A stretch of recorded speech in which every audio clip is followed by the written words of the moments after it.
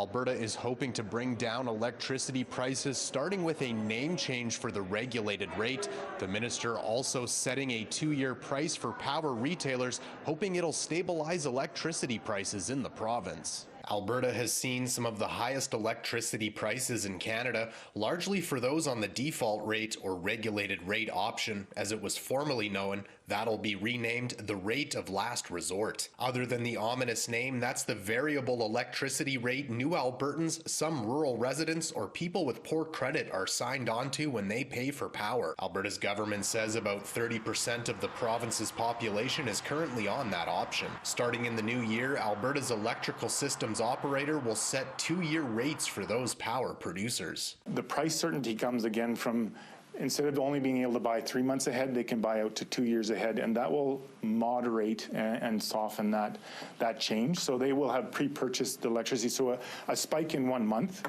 will have a much more limited impact over the 2 years as it would have had within the 3 months. But will it actually lead to lower costs on your monthly power bill? Energy experts tell me while it will provide more certainty when it comes to budgeting for your monthly utility bills, the changes announced Thursday will only impact the rate of electricity, not distribution fees, where some Albertans have seen high increases. The expectation would be a reduction in volatility and potentially a reduction in average price, but not because it's squeezing the retailer margins, but because it's allowing the RRO to go to that futures market and buy electricity for years of advance. McDonald adds one of the important changes is that power providers must provide notice to customers about what rate they're on and what options they have, as well as line items on their monthly bill about how power is used. That one requirement is really going to help out Albertans in either knowing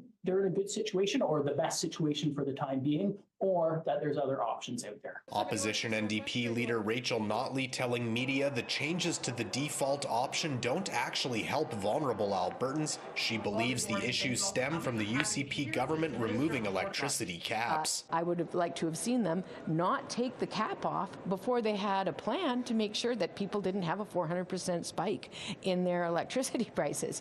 So there are much broader ranging, inclusive strategies they could have put in place, but instead they took the cap off and then pretended to be surprised when Alberta developed the highest utility rates in the country. The changes to Alberta's regulated rate option are set to come into effect January 1st, 2025. Reporting from Edmonton, Darcy Ropchan, City News.